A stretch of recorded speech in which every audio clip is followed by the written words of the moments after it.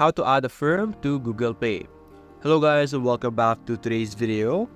In today's video, to be able to add Affirm to your Google Play account, simply visit Google Play first. After that, click on your profile over here on the top right. And over here, you will be able to see the option Payments and Subscription. So simply select that first.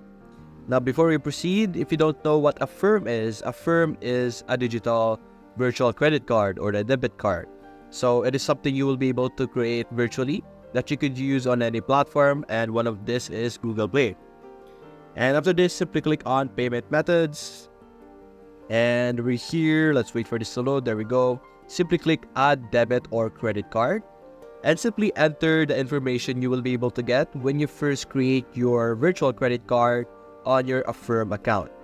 So that's basically it guys. That is how you will be able to add Affirm to Google Pay. If you enjoyed this video, leave a like and subscribe. Thanks for watching.